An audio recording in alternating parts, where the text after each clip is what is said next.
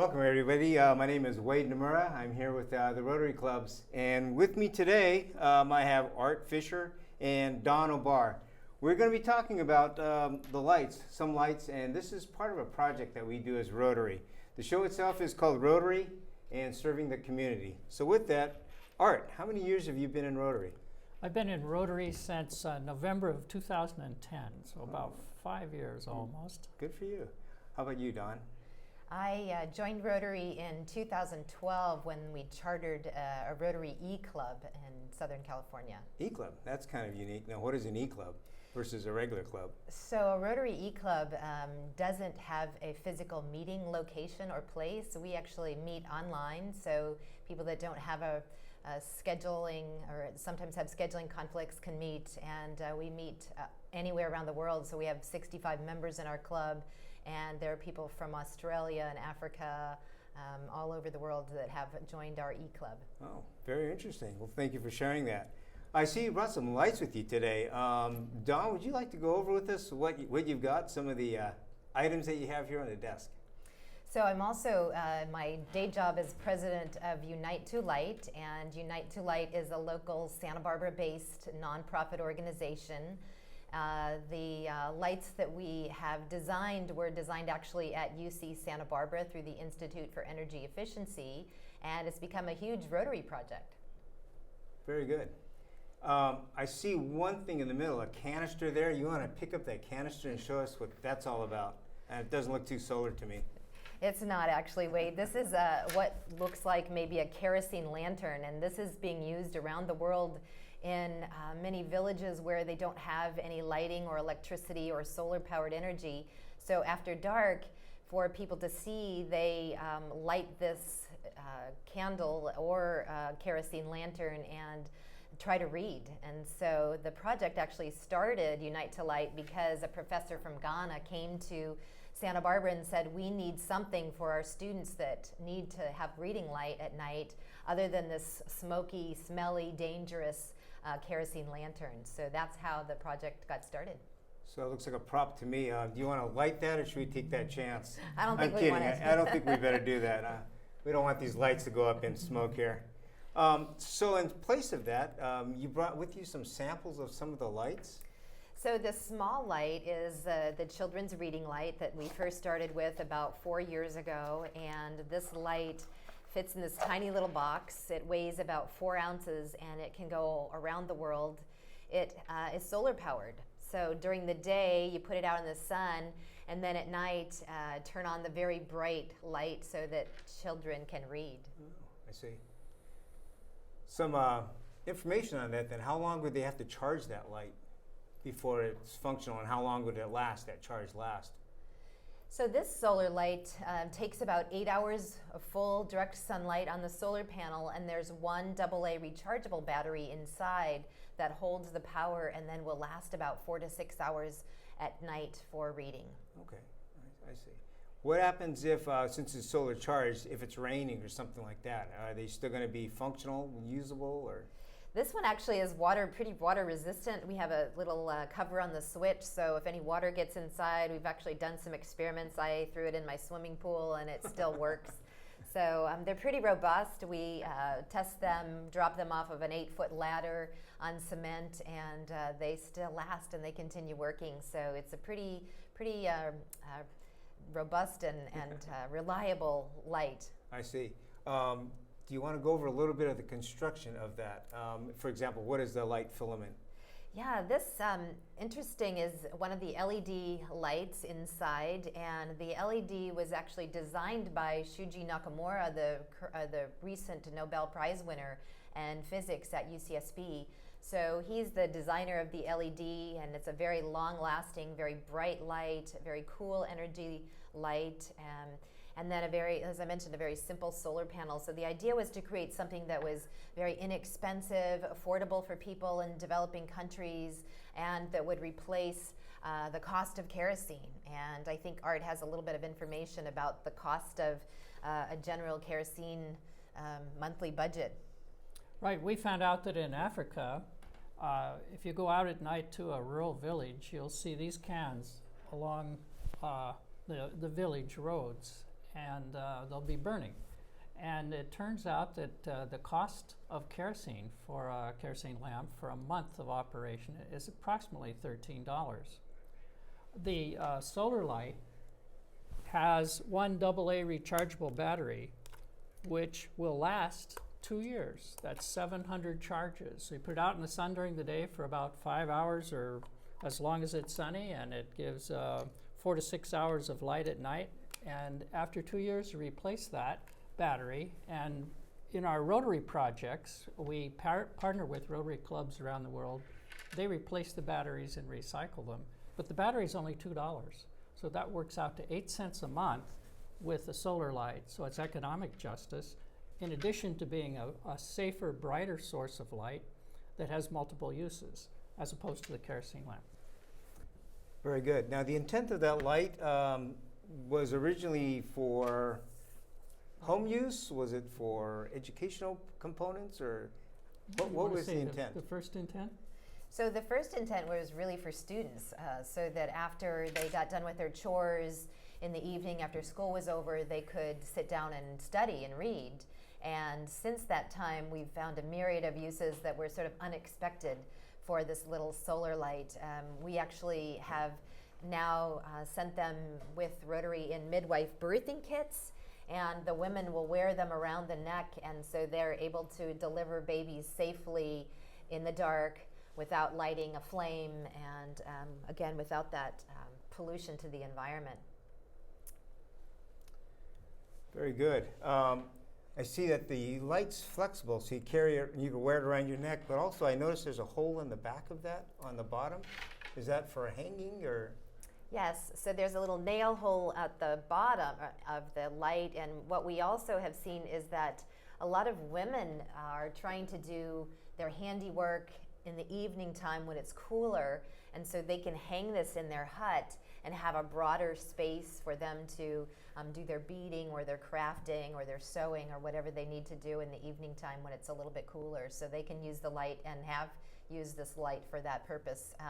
Also, one of the Rotary projects has taken this light and given it to the nomads in Niger, and the nomads are this nomadic tribe of people that travel from place to place, and so they really don't have very many possessions, and this light has proved invaluable for them because they have lots of sun in the desert, and they're able to carry it with them with their small number of possessions.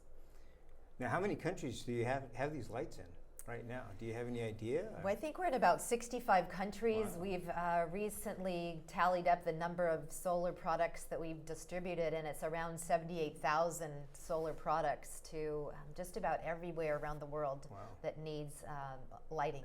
That's great.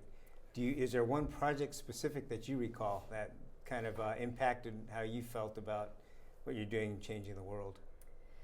I think a recent one for me is a project that was in Uganda. An organization called Vigilante Kindness is going over there and teaching people how to read and write. And they took some small lights with them and found out later that they were using the lights to scare away the elephants from their gardens at night, because the elephants would come in and trample the gardens and eat all the food for the people in the village. And just by shining that light and not having to kill the elephants or shoot them, they were able to save their gardens and save the elephants. That's great. So that was not one of the intent purposes of the light. Not at all. That's great. How about you, Art? Have you been involved with distributing some of those around the world? Well, the Rotary clubs have several projects. The first project in Carpinteria was to distribute 1,700 lights to schools and orphanages in India. And what we found was that some cities have some electricity, but it's completely unreliable, or it's only portioned out for part of the day. So you think of developing countries as not having any electricity or having interrupted or unreliable electricity. So the lights have multiple uses. One interesting use for me is medical use for dentists, doctors, paramedics. The Fosse Foot Project in Africa distributes a light in their backpacks because the light is brilliant enough for sutures and for analyzing different foot diseases. Very good. So construction-wise, just curious, you have that one battery in there. Does that battery, say you're using it consistently, how long does that battery actually last? Is it going to be 2 years, 3 years, 5 years? Actually, 700 charges are about 2 years. Wow. That's So it'll charge to full capacity. It'll be used at night for 4 to 6 hours. The next day, during the day, it'll charge up again. You can do that for a period of 2 years. The unit itself will probably last 10 to 15 years. There's got a lot of sustainability built in. Good, good. Now, again, on projects, have you actually been to one of the project sites? Well, there's two answers to that. The actual site that I visited was in Morelia, in a village outside the last town, in an area, in a government school, where some of the children actually rode to the school on donkeys. And the children's homes did not have running water or electricity. So we were able to disperse through a Rotary Club in Morelia lights on a fairly regular basis. I think the last 3 years we've sent lights to these sorts of villages in Mexico. That was an amazing experience. Great. Now, how about Rotary's involvement? Both of you are Rotarians.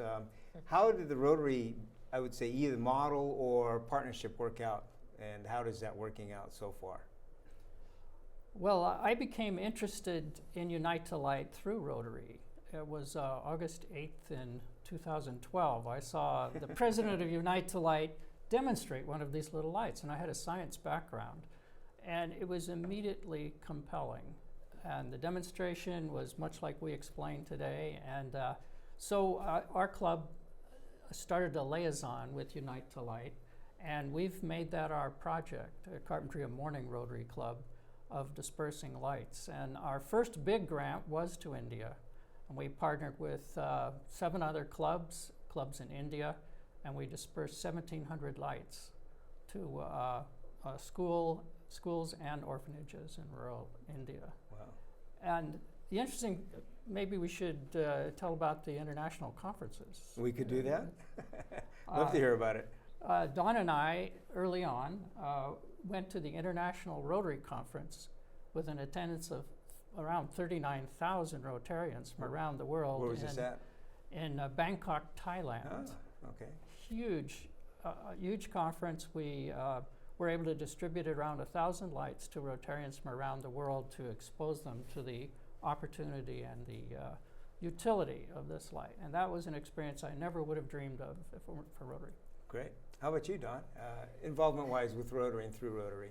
Well, I sat down before we were talking about this, doing the show, to write down all the different locations that Rotary has been able to facilitate the delivery of these small solar lights, and I couldn't even list all of the places. So literally there have been hundreds of projects from various Rotary clubs nearby, but also some from Texas and Michigan and all over the United States and internationally, people that are Rotarians that are supporting us. Recently, a gentleman from New Zealand bought lights for Fiji. The Fijian Islands, students there didn't have lights. So many different projects that are happening all the time. Just this past weekend, I met with a woman who's going back to the Philippines after the typhoon Yolanda. She decided that these people really did need light, and it goes beyond just a source of a brilliant light to read by, but it's in a lot of places after a disaster, it's a source of hope and sort of that light beyond the challenge of disaster and rebuilding. I guess the interesting thing with the lights in Rotary is that Rotary has this areas of focus, and literally the lights do economic empowerment, they help education. So several of those areas of focus, the lights really speak to those areas. That's great. And knowing that Rotary is in 200 countries, I guess that's a big benefit too for distributing some of these lights, or a lot of these lights. That's great. I see you also brought a larger unit. One of you want to talk about that one, what that's all about? Well, this is our the next answer to a product that, again, the people in these countries came to us and said, well, we like the little one, but we need something a little more robust, a little larger, and we also have cell phones. So I think maybe many of you have heard this by now, but there are more cell phones around the world than clean toilets. So people have access to having a mobile phone, but not necessarily sanitation. And the cell phones really have become the lifeline for people to communicate. They're too far away. It also helps medically to get people to get tests done when they need to. So the cell phone has become the lifeline of people all around the world, and yet they still have no electricity or way to charge their phones.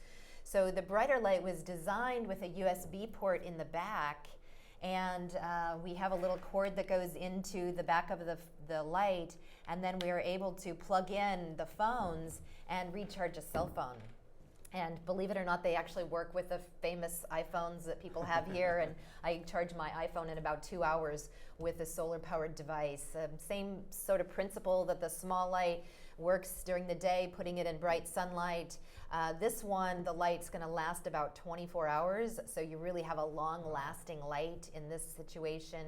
A little more robust battery that's not replaceable, but will be good for a long time, and then still have time to charge your phone. So you could charge and also use that still then at nighttime for light. Yep. We're working on some projects right now with some women, talking about economic empowerment, where women are actually taking one of these and going to their neighbors and charging their phones and actually making a living, so earning some income doing that, and yet they still have some light left over at night to help their family and to keep everybody safe in the dark. Now, being larger, does that then function instead of a smaller light that's for an individual? Would this be able to sustain a little bit more light, create more light for a family? Definitely. This is about 3 times the brightness of the little one, so it certainly provides a broader beam of light. Same features. There's a little hole on the bottom so they can hang this one, and it'll pretty much light up an entire hut. Oh, nice. The switch on that one's different than the other one. Is there a reason for the light switch in the way it works, the function of this one? It is. Currently we have a push button switch on this one, which allows for 2 brightness settings. So there's a dimmer light and maybe just an ambient light for low light needed, and then a brighter light for maybe more intense, bigger room lighting, that sort of thing. Mm-hmm. Got it. Again, waterproof or water resistant, I would say, something like that. Yeah, we don't recommend people leave this one out in the rain because it's not so good for the inner workings. This one has a little more complicated circuit inside, so we definitely try to tell people put it outside when it's not raining, and hopefully if it gets a little bit of water on it, it's okay, dries off. But that one is meant to not be in direct rain all the time. I wouldn't throw that one in my swimming pool. So the weight of that one, do you have approximate weight of that? This one weighs about 12 ounces, so again, about 3 times the size of the little light. Still very portable, Okay. fits in a little box, a little larger than this one, and just folds down, pretty compact device. So thinking about that, 12 ounces, that's about a weight of a flashlight. Have you sold many of these to backpackers, for example, that would need not only the light, but also a recharging system? They have a market definitely in the United States. Anybody that likes to go hiking and backpacking, again, they're very durable, and when you purchase one in the United States, we have a project that if you buy one, another one gets donated. So you're paying a little bit extra, but part of that is tax deductible and goes to someone, hopefully a project somewhere that doesn't have electricity and really needs one. Now, how many of your friends actually have these in their house? Do you have any idea? You or Art? I use one every day. I put it out during the day and I charge my iPhone at night. And I think about 4 of our Rotarians have access to these in their homes. Our Rotary Club president is going to hike the John Muir Trail, past president, and she has this model, and it will be for navigation and communication. Good So idea. you'll be out of cell phone range, but you'll still be able to use your navigation features. Seems like also a great one to have in the house in case there's a power outage or some sort of disaster, I would say. I just talked to your sister-in-law this weekend, and she wants them for gifts for My the holidays. sister-in-law, huh? Wonder if I'm getting one. That's very good. It's a good idea. There's an interesting project that I understand sets up an entire library. And one club, I believe, is shipping Kindles and the Kindle is loaded with books, and the Kindle can be charged by this larger charger light. And so you're sending a whole library for very limited poundage and maximum use. It's a great idea, very good idea. So basically it's a library, it becomes a library for a household with that Kindle project. How many of these would you say on the larger scale, the charging ones, have you distributed out? You said this is the newer model of the two. We just started last year, and so it's about 5,000 lights that have gone out on this big one. So Really, 5,000? And we're in production phase right now. We've found a new factory, and we'll be ramping up production. This is really going to be our big seller. I think everybody wants one of these, so we shouldn't have any problems doubling or tripling that number in the next year. Sounds good. Where are you selling these, or where would people that were interested in something like this get these lights? Our club sells either the solar light or the solar charger at festivals around town. The lights were available in Goleta for the fireworks. They're available at the Avocado Festival in Carpinteria. Earth Day, if you came to Earth Day, we had a booth and we did a pretty high volume on Earth Day. If you're looking for one right away, you can go to, what's the shop in Goleta? The chocolate gallery, believe it or not, it's not. You wouldn't really necessarily think of solar lights and chocolate as going together, but they're very philanthropic out there, and they have our solar lights on display and just have a space for us to sell lights, so people can go there, and all the proceeds go directly to Unite to Light. Certainly people can contact us through the website, and we do have an online sales catalog online. So if you're at the other end of the region in Carpinteria at Murphy King Realty, you could get a light anytime. And for a while, Patagonia was selling the little ones. I'm not sure if they still have them in stock, but they were big supporters and carried the small lights in their stores. I've heard some of the Rotary clubs actually sell these lights for a retail price, but do a 2-for-1. Is that still happening there? Or? Yes, Carpinteria Morning does a 2-for-1 at the Avocado Festival. So you purchase a solar light, you take it home, or you can give it away as a gift. Many people give them as hospitality gifts when they're at a person's home or at a dinner. So a gift to the host, and we sell them for $20, and our club then earns credits, and those are the credits we use to disperse lights around the world.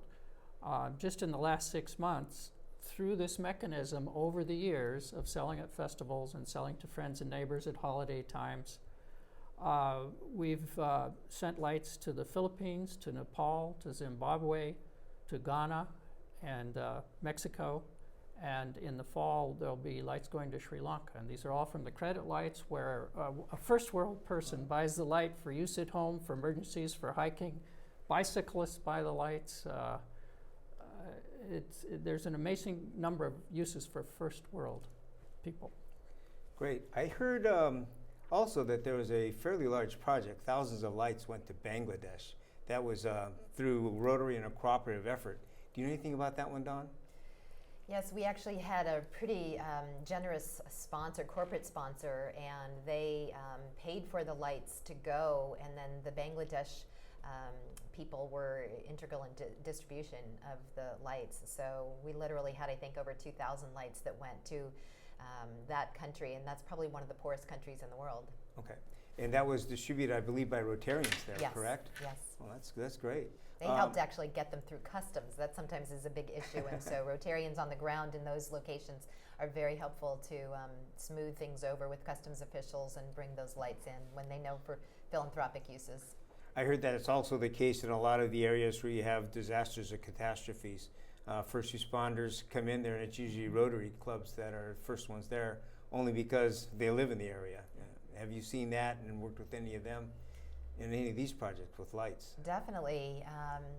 My EClub, the Rotary EClub of One World, actually was helpful in getting lights to the Philippines after the big disaster there. And so we literally got together and sponsored several lights to go in, and luckily one of our EClub Rotarians lives in the Philippines, and he was able to figure out how to get them distributed, and so they went directly from the factory right into the Philippines, and very unusual that people were able to get in product during those disaster times, and this is one of those instances where, because we had Rotary people on the ground, they knew exactly how to get them through and how to distribute them. Great. How many people would you anticipate or guess actually have no light right now living in our world? About 2 billion of the 7 billion people Really? in the world are estimated not to have any reliable electricity. Great. Energy and poverty is a killer. It is true, yeah. I wanted to add one thing. This is a really fun project for Rotary clubs.